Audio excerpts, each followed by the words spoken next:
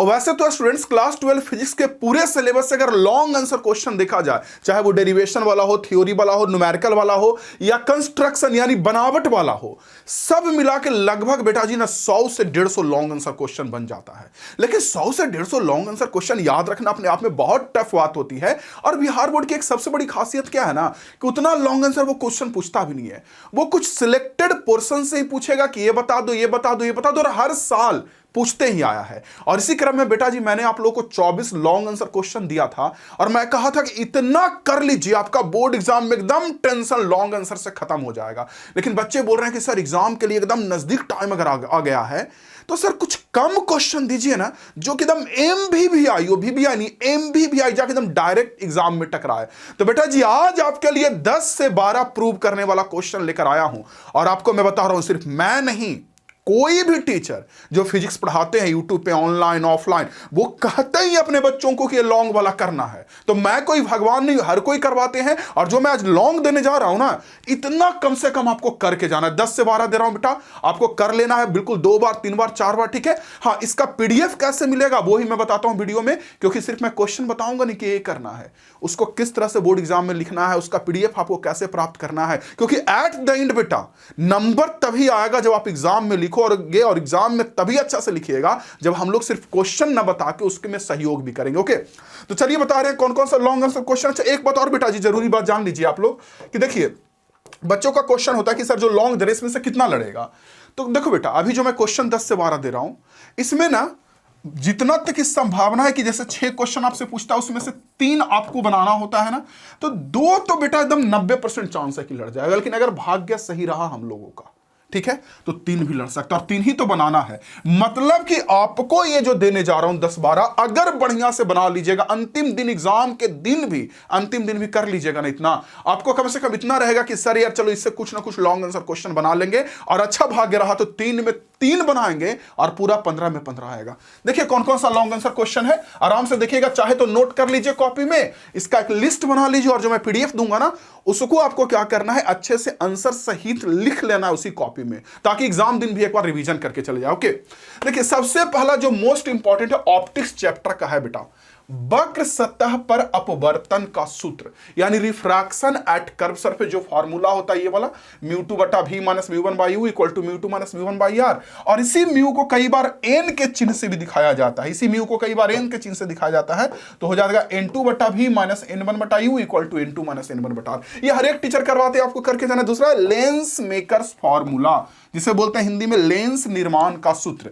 इसी फार्मूला के बाद ये वाला प्रूव होता है, इसी के मदद से ये सिद्ध होता है, जो होता है 1/f equal to mu minus 1 और 1/r1 माइनस 1/r2, यानी 1/f equal to n minus 1 और 1/r1 माइनस 1/r2। तो ये 2 हो गया आपके रे ऑप्टिक्स का, ठीक है।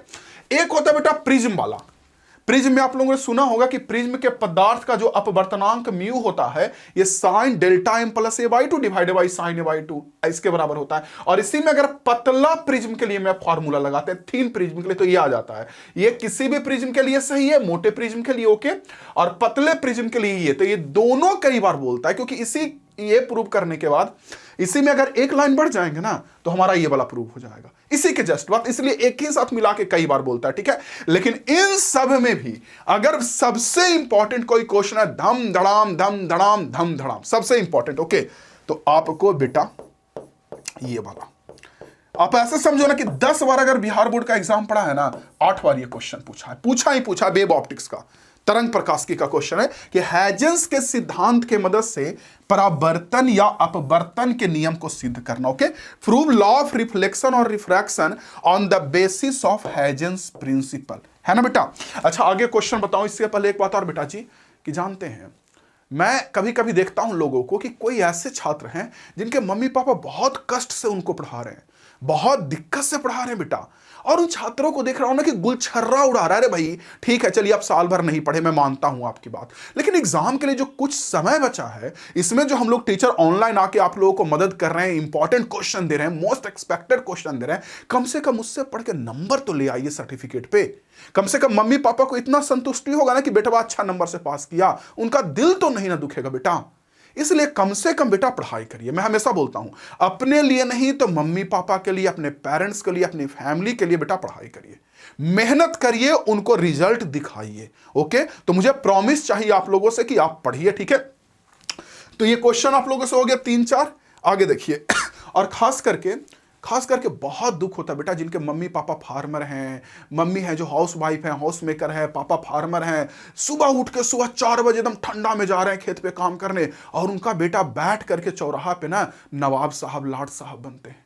ये देख के लगता है भाई देखो, आपको भगवान वैसे घर में जन्म नहीं दिए कि आप बैठ के वहां राजनीति बतियाओ। आप मेहनत करोगे तभी आप लाइफ में आगे जाओगे, बैठे बैठे मुंह में खाना नहीं जाएगा आपका। और ये देखकर इतनी ताज्जुब लगती है कि मत कहा जाए। और यही सब लड़के बाद में कभी गर्लफ्रेंड, कभी कुछ फला चिला ढिमकाना के चक्कर में रह के सब सत्यानाश कर लेते हैं। तो आपसे ये कहूंगा बेटा उसके चक्कर में नहीं पड़ना है, प्लीज कुछ समय बचा एग्जाम के लिए, मेहनत करिए और सर्टिफिकेट पे अपना नंबर दिखाइए कि देखो मेरा इतना नंबर आया है। चलिए अगला क्वेश्चन है बेटा, यंग के प्रयोग से फ्रिंज की स्थिति और चौड़ाई का व्यंजक प्राप्त करना। यानी कि इन Young's double slit experiment find the expression of fringe position and fringe width. जो आप लोगों ने सुना होगा कि जो फ्रिंज की चौड़ाई होती है capital D lambda by small D, इसको प्रूव करना, और जो फ्रिंज बनता है ना चमकीला काला ब्राइट डार्क, उसका पोजीशन प्राप्त करना, ये है। और एक है बेटा गॉस के प्रमेय को लिखी और इसे सिद्ध करे। गॉस थ्योरम को लिखना कि गॉस थ्योरम क्या होता है, और गॉस थ्योरम को अपने आप में प्रूव करना, डिराइव करना है। गॉस थ्योरम होता है कि जो फ्लक्स होता है बंद सरफेस से, उसके अंदर बंद चार्ज इनक्लोज चार्ज बटा सोलेनॉइड के बराबर होता है, इसे प्रूव करना है ना। नेक्स्ट में अगर आ जाए इसके बाद अगला, तो अगला हमारा गोलीय चालक के कारण बाह्य बिंदु और अंत बिंदु पर विद्युत क्षेत्र। अगर हमारे पास कोई आवेशित गोलीय चालक है, स्फेरिकल कंडक्टर अगर है बेटा, कोई हमारे पास स्फेरिकल कंडक्टर है ना, तो इसके बाहर में E की वैल्यू होती है KQ/R², इसको प्रूव करना है, और अंदर में E की वैल्यू होती है 0, इसको प्रूव करना है, ठीक है। अगला की जो अक्षीय रेखा, निरक्षीय रेखा या किसी भी अन्य बिंदु पर जो द्विध्रुव होता है ना इलेक्ट्रिक डायपोल, उसके कारण विद्युत क्षेत्र यानी E का मान निकालना। यानी electric field at axial line पे या इक्वेटोरियल लाइन पे या किसी भी पॉइंट पे, ये प्रूव करने के लिए कह रहा है। डायपोल जानते होंगे, डायपोल को मिलाने वाले लाइन को एक्सियल लाइन बोलते हैं। अक्षीय रेखा पे E निकालना है, निरक्षीय यानी इक्वेटोरियल पे निकालना, और किसी बिंदु पे निकालना है ना। आगे आ जाए तो विद्युत द्विध्रुव के कारण विभव, ये इंपॉर्टेंट है, इससे ऑब्जेक्टिव या कोई ना कोई सब्जेक्टिव कुछ ना कुछ आपको दिख ही जाता है इस डेरिवेशन से। कभी कभी इसका जो फॉर्मूला आता है प्रूव करने के बाद उससे ऑब्जेक्टिव दिख जाता है बेटा, है ना। तो अगला है कि विद्युत द्विध्रुव के कारण विभव का मान कितना होगा, यानी भी का मान क्या होगा, ये आप लोग को प्रूव करना है। इलेक्ट्रिक डायपोल के कारण भी की वैल्यू, ठीक है बेटा, इसकी वैल्यू कितनी होगी ये प्रूव करना है।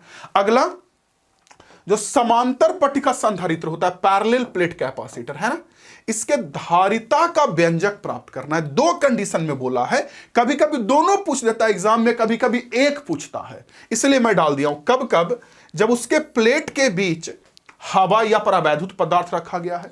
जब हवा रखा जाता है तो C का मान F/d होता है, और जब परावैद्युत यानी डाइलेक्ट्रिक मटेरियल डाल दिया जाता है ना बेटा प्लेट के बीच, जब डाइलेक्ट्रिक डाल दिया जाता है तो इसी में K से गुना हो जाता है। लेकिन इसी में आजकल एक फेमस होते जा रहा है धीरे धीरे बिहार बोर्ड में कि पूरा में डाइलेक्ट्रिक ना डाल के पार्शियली डाइलेक्ट्रिक डाले हैं। अब ये बिहार बोर्ड पूछना शुरू किया है, थोड़ा सा प्रसिद्ध होते जा रहा है कि पार्शियली यानी आंशिक रूप से जब कोई परावैद्युत पदार्थ डाले हैं तब C का मान कितना होगा। तो धारिता निकालने के लिए सीख लीजिएगा, हवा रहेगा तो, डाइलेक्ट्रिक रहेगा तो, और आंशिक रूप से रहेगा तो, ठीक है। चलिए अच्छा 2 क्वेश्चन और दे रहा हूं। एक तो है कि गोलीय संधारित्र अथवा बेलनाकार संधारित्र के धारिता का मान निकालना बेटा, जैसे स्फेरिकल कैपेसिटर या सिलेंड्रिकल कैपेसिटर के C को प्रूव करना है। और एक हमारा है कि कोई भी कंडक्टर है, चालक, कोई भी कंडक्टर बोलिए या चालक बोलिए, और कैपेसिटर यानी संधारित्र, ये जो ऊर्जा जमा करता है ना, संचित विद्युतीय ऊर्जा, अब उसका मान निकालिए। आप लोग ऊर्जा का फार्मूला पता होगा, ½ CV² या ½ या ½ Q²/C। तो ये ऊर्जा वाला फार्मूला प्रूव करने के लिए कह रहा है। तो ये 10 से 12 जो मैं दिया हूं लॉन्ग आंसर क्वेश्चन, आपको एग्जाम के पहले करके ही हर हाल में जाना है बेटा। अच्छा भाग्य रहा तो 3 के 3 इससे बन जाएगा, अच्छे से बना के आइएगा, ठीक है। और अच्छा भाग्य रहे ही, ठीक है। अच्छा, इसके अलावा कुछ मैं बनावट वाला भी क्वेश्चन दे रहा हूं, आप लोग कम से कम जो बच्चे करना चाहते बनावट वाला क्वेश्चन जो एग्जाम में आता है इतना कर लीजिएगा। कम से कम वैन डी ग्राफ जनरेटर का बनावट कर लीजिएगा, मीटर ब्रिज का कर लीजिएगा, या विभव मापी यानी मीटर ब्रिज या पोटेंशियोमीटर को, ठीक है। अगला मूविंग कॉइल गैल्वेनोमीटर है, जो चल कुंडली गैल्वेनोमीटर, वो साइक्लोट्रॉन, ट्रांसफार्मर और डिस्कारी रेक्टिफायर, ये 4 5 6 बनावट भी आप कर लीजिएगा। अगर आप इतना कर लीजिएगा ना तो कम से कम आपको बोर्ड एग्जाम में कॉन्फिडेंस आ जाएगा 5 नंबर वाले क्वेश्चन में। अगला किस टॉपिक पे वीडियो चाहिए ये बताइए, आप बता दीजिए। क्या इस टॉपिक पे आपको वीडियो चाहिए कि वो जो 20% सिलेबस जो होता है, 20% सिलेबस जिससे 80% क्वेश्चन बोर्ड एग्जाम में पूछता है, क्योंकि देखिए है बेटा ये बात सत्य है किसी भी एग्जाम के लिए, इसकी बात नहीं कर रहा हूं बोर्ड का, कोई भी एग्जाम में कुछ कुछ टॉपिक द मोस्ट एक्सपेक्टेड होता है। जैसे 10th में लेंस दर्पण के सूत्र से क्वेश्चन पूछता था, और वैसे ही 12th में भी एकदम मोस्ट एक्सपेक्टेड टॉपिक पे अगर वीडियो चाहिए तो बस बता दीजिए, कमेंट बॉक्स में लिख दीजिए Manish sir most expected topic, कितना लिखना है, Manish sir most expected topic, बस मोस्ट एक्सपेक्टेड टॉपिक। इससे मुझे समझ में आ जाएगा कि आप लोगों का डिमांड है, इस पे वीडियो बना दूंगा। और एक बात और कहूंगा बेटा आप लोगों से कि देखिएगा, फोल्डेड हैंड से रिक्वेस्ट करता हूं आप लोगों से बेटा, हाथ जोड़ के, कि प्लीज वीडियो को शेयर कर दीजिएगा, लाइक कर दीजिएगा, लाइक शेयर करिएगा, कमेंट करिएगा, क्योंकि देखिए जब तक आप लोग सपोर्ट नहीं करते हैं ना, हम लोग के अंदर की एनर्जी नहीं जागती है, तो वो बहुत जरूरी है बेटा। तभी तो हम लोग आकर के सपोर्ट करते हैं ऑनलाइन में। पढ़ते रहिए बेटा जी, सीखते रहिए। कोई भी दिक्कत होगा फिजिक्स में बताइएगा, मनीष सर के नाम से कॉमेंट बॉक्स में कॉमेंट करिएगा, मैं वो चीज आपके लिए लेकर आ जाऊंगा। थैंक यू बेटा जी, जय हिंद, वंदे मातरम।